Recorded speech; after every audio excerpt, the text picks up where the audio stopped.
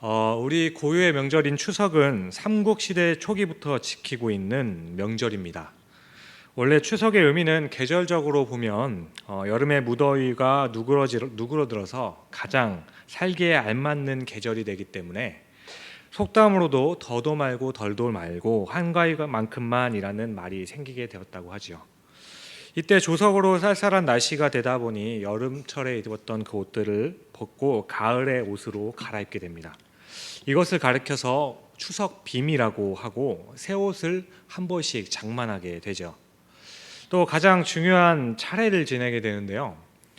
차례는 수일 전부터 준비한 음식을 차려놓고 그 앞에 절을 하고 그 음식을 가지고 조상의 산소에 가서 성묘를 하게 되죠. 그렇게 조상의 묘에 가는데 만약 그 조상의 묘에 풀이 무성하면 그 무덤은 자손이 없는 산소이거나 불효하여서 조상의 무덤을 돌보지 않는 경우여서 남의 웃음거리가 되기도 했다고 합니다. 어쨌든 이때 가장 중요한 것은 한 가족된 사람들이 한 곳에 모여서 함께 음식을 나누고 가족됨을 함께 누렸다는 것이죠. 그래서인가요? 요즘에는 젊은 층으로 가면 갈수록 명절 음식을 만든다든지 차례를 지내는 모습들보다는 그냥 간단하게 만나서 식사 정도만 하는 모습으로 변해가고 있는 것 같습니다. 게다가 이 식사도 함께 차려서 먹는 것이 너무 힘들다 보니 패밀리 레스토랑 같은 곳에 가서 함께 먹으면서 이런저런 형식보다는 가족과의 그 함께하는 시간을 늘려가는 것을 위주로 하는 모습들이 많이 보이게 됐죠. 또 한편으로는 어떤 가족들은 이런 명절들의 그 이유와 목적을 가족들끼리의 모임을 갖는 것이 가장 중요한 것이라고 생각하기에 그 풍조에 맞게 가족 전체가 아예 해외로 여행을 떠나는 경우가 많아지고 있습니다. 그래도 어찌 되었든지 간에 떨어졌던 가족과의 만남을 가장 중요하게 생각하는 모습인 건 같은 것 같아요. 어떤 의미를 가지고 모이든지 한 가지 분명한 것은 떨어졌던 가족이 다 함께 모인다는 겁니다. 예전에 저도 어렸을 때를 생각해 보면 당시에 제가 지금은 있나요? 모르겠네. 통일로 기차라는 걸 타고 10시간을 넘게 부산으로 내려갔던 것이 기억이 납니다. 그렇게 오랜만에 내려갔던 곳에서 저는 정말 얼굴도 처음 보는 사람들 앞에서 대면하면서 가장 먼저 했던 것이 이 사람이 너의 육촌 동생이야. 이 사람은 너보다 나이가 어리지만 너보다 삼촌이야. 하면서 서열 정리를 했던 것이 제가 기억이 납니다. 이런 모습들을 보면 유독 다른 나라 사람들보다는 우리나라 사람들은 사람들을 처음 만나게 되면 상대방의 나이를 궁금해하는 것 같아요. 일종의 호칭 정리라고 하는데요. 나보다 나이가 많으면, 다시 말해서 나보다 먼저 태어난 사람은 형이나 누나 혹은 언니나 오빠로 나이를 물어봄과 동시에 자동적으로 정해지게 되죠.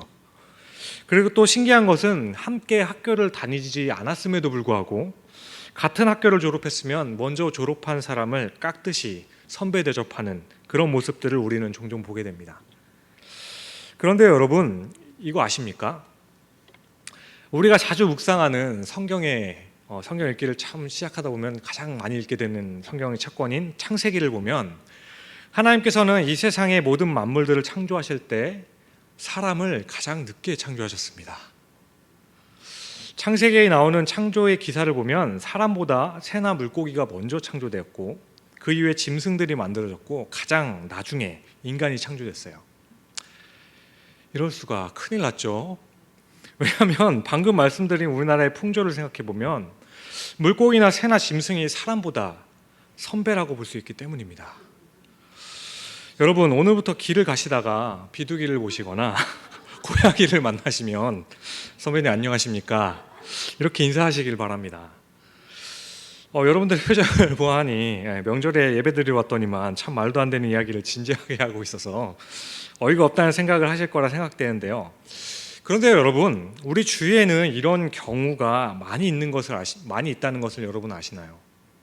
물론 모든 경우가 꼭 그런 것은 아니겠지만 옛날 사람들은 동물들을 신으로 섬기는 경우가 참 많이 있었습니다.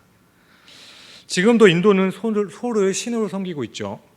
또 어느 지방에는 인간보다 먼저 창조된 해와 달과 별을 신으로 섬기기도 합니다. 이런 모습을 볼 때 저는 가끔 엉뚱한 생각으로 먼저 창조된 짐승이나 자연을 선배님으로 모시고 싶어하는 분들이 참 많구나라는 엉뚱한 생각을 하곤 했었습니다. 그렇지만 100번을 양보하더라도 말도 안 되는 소리죠. 그렇습니다. 우리는 이런 이야기를 들으면 이거는 정말 말도 안 된다고 느끼고 생각을 하게 되죠. 하지만 이러한 사실을 조금만 바꾸어 또 생각하게 되면 우리에게는 그런 직감이 있다는 거예요. 동물에게는 없는 사람에게만 있는 것이 있다는 겁니다. 왜 그럴까? 우리에게는 새나 짐승을 선배님으로 모실 수 없는 이런 것은 말도 안 된다고 그렇게 느낄 수밖에 없는 이유가 있다는 거죠. 그것은 해와 달과 별 그리고 새와 물고기와 짐승을 창조하신 하나님의 그 형상대로 사람은 창조되었기 때문입니다. 따라서 사람이 모든 피조물보다 가장 나중에 창조되었다고 해서 그러한 것들을 선배로 모시거나 신으로 섬겨서는 안 된다는 우리 내면에는 그런 직감들이 존재하고 있다는 거죠. 그리고 결정적으로 하나님께서는 새와 물고기와 짐승을 창조하신 방법과는 사람을 창조하신 방법에는 큰 차이점이 있다는 겁니다. 그것은 창세기의 창조 기사를 보면 짐승은 암컷과 수컷을 동시에 같이 창조하신 반면에 사람은 남자를 먼저 창조하시고 나중에 여자를 창조하셨다는 점입니다. 이 부분에 대해서 조금 더 살펴보면 하나님께서는 남자인 아담을 창조하셨을 때 에덴이라는 동산에 살게 하셨습니다. 이 에덴이라는 곳은 전혀 부족함도 없었고 죄도 없었던 곳이었죠. 그런데 한 가지 부족한 것이 있었다고 생각되는데요. 창세기 2장 18절을 보시면 이런 말씀이 있습니다. 여호와 하나님이 이르시되 사람이 혼자 사는 것이 좋지 아니하니. 이 말씀을 통해 우리가 알게 되는 건 아담이 아무리 죄가 없고 완벽하게 창조되었다고 할지라도 또 에덴이 그렇게 완벽하였지만 아담에게는 말할 수 없는 뭔가 한 구석이 부족한 그런 외로움이 있었다는 거죠. 이런 외로운 아담에게 하나님께서는 마치 요즘 사는 사람들에게 외로움을 달래주는 방법으로 개나 고양이를 키우는 것을 권하는 것처럼 먼저는 많은 짐승들이 있는 곳으로 인도해 주십니다. 그런데요, 아담은 짐승이 있는 곳에 함께 있어 보았지만 외로움을 전혀 없애줄 수는 없었나 봐요. 오히려 서로가 쌍으로 지내는 그 모습에 더 외롭지 않았을까 생각이 됩니다. 그렇게 외로워하는 아담을 보면서 하나님께서는 하와라고 하는 여자를 창조해 주시죠. 그리고 아담은 짐승들과 함께 있으면서 경험할 수 없었던 전혀 다른 기쁨을 바로 자신과 같은 사람인 여자를 통해서 경험할 수 있게 되는 겁니다. 아담이 이때 하와를 보고 얼마나 기뻤냐 하면 너무 감격해서 여자의 그 이름을 하와로 이름을 지어준 것뿐만 아니라 이렇게 이야기하죠. 이는 내 뼈 중에 뼈요 살 중에 살이라 라고 합니다. 인간의 최초의 씨를 만들었던 거예요. 그렇게 하나님께서는 아담을 먼저 창조하시고 나중에 하와를 창조하심으로써 나와 같은 사람이 내 곁에 함께 산다는 것이 얼마나 귀한 복인지를 아담으로 하여금 또 그 말씀을 우리가 보고 있는 우리들에게 깨닫게 해 주신다는 겁니다. 여러분, 외로운 사람에게 개나 고양이와 같은 동물들이 외로움을 달래주는데 약간의 효과는 있겠지만 사람이 가져다 주는 것과는 비교할 수 없다는 거예요. 사람은 결국 사람을 통해서만 외로움을 극복할 수 있게 되고 또 사람은 사람을 통해서만 진정한 기쁨과 행복을 누릴 수 있게 되는 것이 바로 하나님의 창조의 질서라는 겁니다. 이러한 사실은 옛날이나 과학이 아무리 발달한 오늘날이나 변함이 없어요. 오늘날은 사람을 즐겁게 하는 것이 옛날에 비해 얼마나 많은지 모릅니다. 이제 사람들은 사람들과 만나지도 않고 혼자서 컴퓨터 앞에서 나름대로 즐겁게 살아갑니다. 그래서 요즘에는 한참 유행하는 것이 있죠. 혼밥, 혼술, 혼게임. 혼자서 밥 먹고 혼자서 술 먹고 혼자서 이렇게 게임하고 노는 거. 이게 유행입니다. 게다가 밖으로 조금만 나가 보면은 혼자 할 것들도 참 많아요. 축구, 야구, 농구, 여러 각종 스포츠가 열리고 있죠. 영화관에는 다양한 장르의 영화들이 날마다 상영되고 있습니다. 혼자서 다니는 것이 전혀 부끄럽지 않은 시대에 살아가고 있어요. 이제 사람들은 사람들과 직접 만나지 않고도 얼마든지 기쁘고 행복하게 살아갈 수 있을 것처럼 보인다는 거죠. 그럼에도 불구하고 오늘날 사람들은 외로움을 달래기 위해서 더 많은 술을 의지하고 되고, 외로움 때문에 자살하는 사람들이 점점 더 많아지고 있는 것은 참 아이러니하기도 해요. 과학이 발달하고 흥미와 재미를 가져다주는 오락거리는 수없이 많아지고, 가정마다 애완동물과 같이 살고 있음에도 불구하고 사람들이 더 외롭게 살아가는 그 근본적인 이유는 과연 무엇일까? 이것은 앞서 하나님의 창조 이야기를 잠깐 말씀드렸지만, 사람은 아담처럼 오직 사람을 통해서만 얻을 수 있었던 참된 기쁨과 행복을 누릴 수 있도록 그렇게 창조되었다는 사실이에요. 아담도 에덴 동산이라는 지금의 세상과는 비교할 수도 없는 그 최고의 장소에서 모든 것을 누리고 살고 있었지만, 뭔가 허전한 그런 외로움을 가지고 살아갔었다는 거예요. 이처럼 사람이 사람을 멀리하고 사람을 피하면 아무리 다른 것을 가지고 있어도 외로움을 이겨낼 수 없는 것이고 참 기쁨과 행복을 경험할 수 없다는 겁니다. 그런데 사람들이 이러한 사실을 알면서도 때로는 사람을 만나기를 싫어하고 심지어 사람과의 만남을 두려워하기까지 하는 모습들을 보이게 되죠. 과연 그 이유는 무엇일까?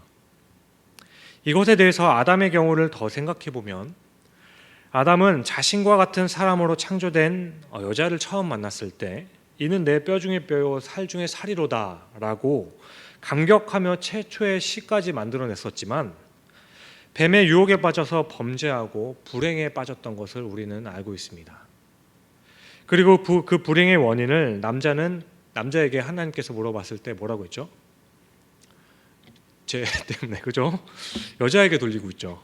또 여자는 남편을 돕는 배필로 창조됐지만 남편을 지배하려는 욕망에 사로잡히게 됩니다.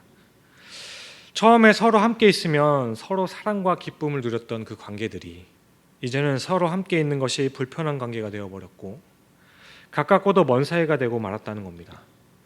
어른들이 흔히 하는 이야기가 있죠. 이제는 이 사람이 왼수라 그러죠. 가까이 있으면 더 좋은 관계가 돼야 되는데 가깝고도 먼 사이가 되고 말았다는 거죠. 예전에는 함께 있으면 서로의 장점만 보이던 그 관계들이 이제는 서로의 단점들을 먼저 찾아나게 되고, 또 함께 살면서 사랑과 기쁨을 누리기보다는 오히려 상처와 아픔과 슬픔을 더 경험하게 되는 경우도 많아지게 되었다는 거예요. 그래서 사람이 사람을 더 멀리하게 되고 만나기를 싫어하고 두려워하고 혼자 있고 싶어 하게 되는 것 같습니다. 하지만 사람을 싫어하고 두렵다고 해서 멀리하고 피하는 것은 궁극적인 문제 해결 방법은 아닙니다. 아무리 사람 때문에 힘들고 어려워도 결국은 사람을 멀리하면서 살아갈 수 없는 것이 바로 우리 인간이라는 것이죠. 그리고 하나님께서는 처음 사람을 창조하실 때와 마찬가지로 사람이 홀로 외롭게 지내는 것을 좋아하지 않으신다는 겁니다. 그렇게 사람과 함께 살아가는 것이 때로는 힘들고 아픔이 있다고 할지라도 사람이 공동체를 떠나 홀로 지내는 것은 하나님의 뜻이 아니라는 것을 기억해야 됩니다. 오늘 본문인 잠언 27장 17절을 다시 한번 읽어보시죠. 함께 읽겠습니다. 철이 철을 날카롭게 하는 것 같이 사람이 그 친구의 얼굴을 빛나게 하느니라. 철을 날카롭게 하는데 플라스틱이나 나무로 날카롭게 만들 수가 없겠죠. 철은 철로만 날카롭게 할 수 있는 겁니다. 사람도 마찬가지라는 거예요. 사람이 참된 사람답게 살아가기 위해서는 반드시 사람이 필요하다는 겁니다. 방금 읽은 말씀을 다른 번역본인 새번역이라는 그 번역본으로 함께 다시 읽어보겠습니다. 자, 시작. 쇠붙이는 쇠붙이로 쳐야 날이 날카롭게 서듯이 사람도 친구와 부대껴야 지혜가 예리해진다. 또 다른 번역본인 공동번역이라는 번역을 보면 이렇게 이야기합니다. 쇠는 쇠에 대고 갈아야 날이 서고 사람은 이웃과 비비대며 살아야 다듬어진다. 때론 사람이 함께 살아가는 것이 기쁨보다 아픔과 슬픔을 줄 때도 있지만, 그래도 사람은 사람들끼리 부대끼며 살고 또 서로 비비대며 살아갈 때 참 사람으로 만들어지게 된다는 거예요. 그러한 과정이 힘들고 견디기 어렵다고 하여서 사람을 멀리하고 혼자만 있으려고 하게 되면 잠시 동안은 편안해질 수 있겠지만, 하나님께서 허락하신 사람을 통해서 얻을 수 있는 그런 인격적인 변화나 참된 기쁨과 행복은 경험할 수 없게 된다는 거예요. 그래서 하나님께서는 사람이 반드시 공동체 안에서 살아가도록 만드셨습니다. 우리는 다양한 공동체 안에 속해 있어요.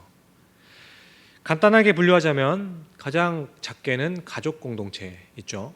그리고 학교나 직장 공동체가 있습니다. 그리고 그거의 번외로 교회 공동체라는 것이 있어요. 그렇게 우리는 공동체 안에서 서로 함께 살아가고 있습니다. 가족이라는 공동체를 한번 생각해 보면, 가족끼리 한 집에 살다 보면 부대끼고 비비대고 힘들고 어려울 때가 얼마나 많습니까? 친해서 더 힘들어요. 식구가 많으면 많을수록 바람 잘 날없고 부대끼는 일이 더 많습니다. 제가 어렸을 때만 생각해도 제 누나가 둘이 있는데 정말 하루가 멀지 않게 서로 니꺼 내꺼 하면서 싸우기도 하고 부모님께 야단 맞으면서 자랐던 것이 기억납니다.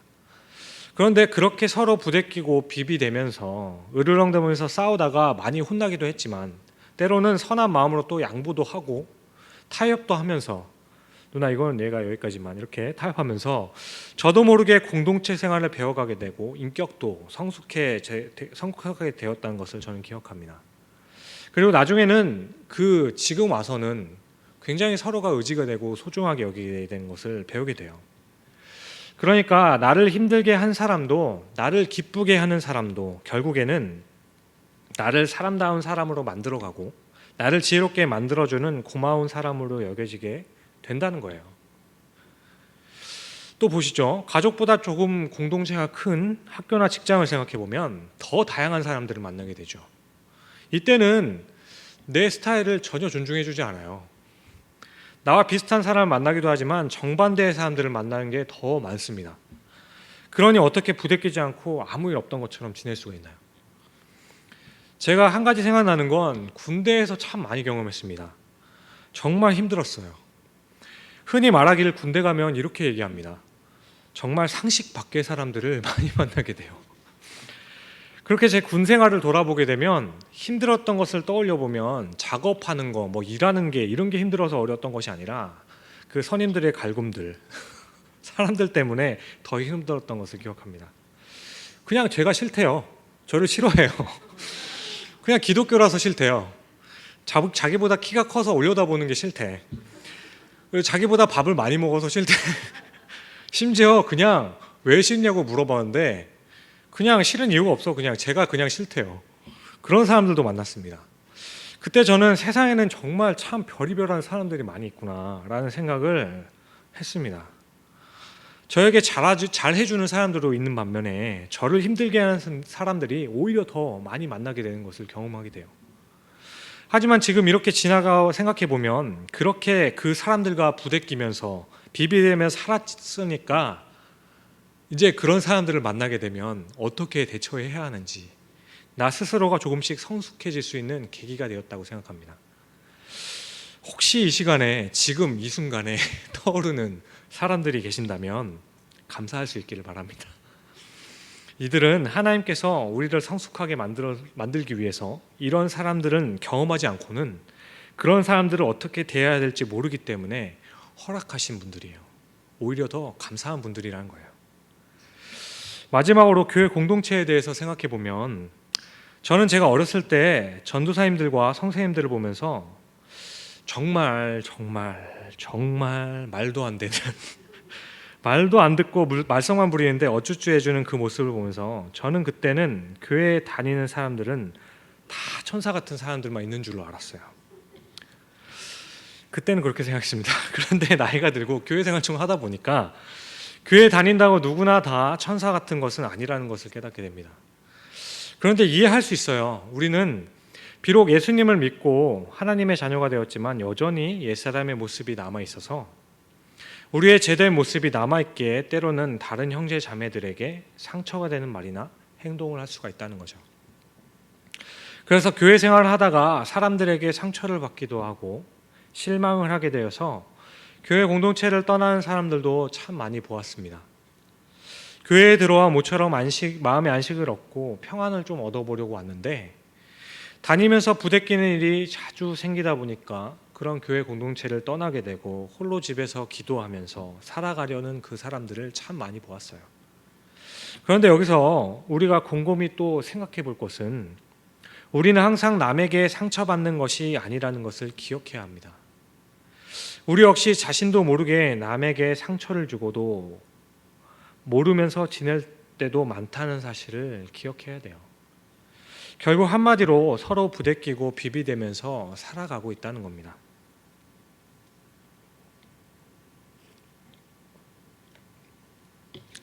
그 사람은 내가 아니기 때문에 이해하고 지켜봐 주어야 할 것들이 있다는 거예요.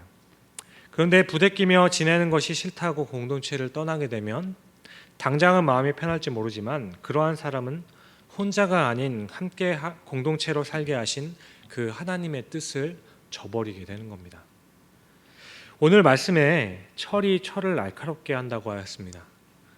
만약에 철이 사람처럼 신경을 가지고 있다면 서로 마찰할 때 얼마나 아프고 고통스러울까요? 하지만 그러한 과정을 통과하지 않으면 절대로 날카로운 철이 만들어질 수 없는 겁니다. 그래서 하나님께서는 사람을 훈련하실 때 천사나 동물을 사용하는 것이 아니라 사람을 사용하신다는 사실을 우리는 알아야 하겠습니다. 그리고 그러한 사람들 가운데는 나를 칭찬하는 사람만 있는 것이 아니라 책망하는 사람들도 있을 수 있다는 것을, 때로는 나에게 아픈 상처를 주는 사람이 있다는 것을 깨달을 수 있기를 바랍니다. 말씀을 맺습니다. 철이 철을 날카롭게 하듯이 하나님께서는 우리에게 우리의 인격을 다듬어 주시고 지혜로운 자가 되게 해주시며 참 기쁨을 알게 해주시려고 곁에 늘 함께하는 가족과 친구 그리고 이웃들인 바로 우리의 오이쿠스들을 허락하셨음을 기억하시길 바랍니다. 아무리 가까운 가족들이라도 지내다 보면 항상 웃음만 있고 기쁨만 있는 것이 아니라 때로는 부딪히고 부대끼는 일도 있을 수 있습니다. 그러나 철이 철을 날카롭게 하듯이 우리 모두 서로 함께 교제하며 서로를 세워주고 서로를 빛나게 해주는 그런 하나님의 사람들이 될 수 있기를 주님의 이름으로 간절히 축원드립니다. 또 이것으로 끝나는 것이 아니라 우리가 함께 있다는 사실을 함께 감사하면서 하나님께 감사하면서 주 안에서 혼자서는 경험할 수 없는 참된 기쁨을 또한 누릴 수 있기를, 그런 우리 석관의 모든 가족들이 될 수 있기를 주님의 이름으로 간절히 바랍니다. 추석을 맞이하여서 오늘은 사람과의 관계에 대해서, 우리가 속한 공동체에 대해서, 우리가 사는 사회에 대해서 말씀을 통해 또 깨닫게 됩니다. 아직 이틀 더 남았죠. 그 상황 가운데서 앞으로의 우리들의 만나게 되는 오이코스들과 관계를 맺으실 때 오늘 말씀을 꼭 기억하셔서 하나님의 사람답게 또 하나님의 사람으로서 살아낼 수 있는 우리 모두가 될 수 있기를 바랍니다. 그렇게 우리가 소중하게 생각하며 섬기며 만났던 그 모든 사람들과 11월 3일에 함께 하나님을 예배할 수 있기를 주님의 이름으로 간절히 소망합니다. 기도하시겠습니다. 사랑과 은혜가 충만하신 아버지 하나님, 하나님께서 인간을 창조하실 때 사람과 사람이 만나서 서로 교제하며 그 속에서 기쁨과 행복을 누리도록 창조하셨습니다. 그러나 인간이 범죄를 하고 나서 사람들은 서로에게 오히려 상처와 아픔을 주는 관계가 되고 말았습니다. 그러나 하나님의 창조의 질서를 보면 사람은 사람을 멀리하고 혼자서는 결코 성숙할 수 없고, 또한 혼자서는 하나님께서 허락하신 사람과의 관계를 통해서 그렇게 깨닫게 되는 참 기쁨과 행복을 누릴 수 없는 존재임을 다시 한번 깨닫습니다. 심지어 죄가 없었던 아담조차도 홀로 있는 것이 하나님 보시기에 좋지 않다고 했던 것을 기억합니다. 명절을 맞이하여 가족들의 모임에서, 우리 오이코스들과의 만남에서 주님께서 허락하신 이 기쁨과 행복을 누리게 하시고 또한 이 믿음 안에서 한 공동체 된 우리가 때로는 서로 부대끼며 또한 비비대면서 아픔과 상처를 느낄 수도 있겠지만 철이 철을 날카롭게 하는 것처럼 공동체 안에서 우리의 인격이 더욱 성숙하여지고 더욱 지혜로운 사람으로 변해가며 참 기쁨을 경험하게 되는 저희 모든 석관중앙교회 성도들 되게 하여 주옵소서. 감사합니다. 이 모든 말씀을 우리를 구원하여 주신 예수 그리스도의 이름으로 간절히 감사하며 기도드립니다. 아멘. 지금은 우리 주 예수 그리스도의 은혜와 하나님의 무한하신 그 사랑과 성령 하나님의 위로교통 충만하게 하심이 오늘도 주님의 은혜를 사모하고 그 은혜를 누리며 자녀답게 살기를 원하는 우리 모든 성도님들의 머리 위에 이들의 삶과 그 길들 가운데 또한 가정들 가운데 지금으로부터 영원까지 함께 하시기를 간절히 축원하옵나이다. 아멘.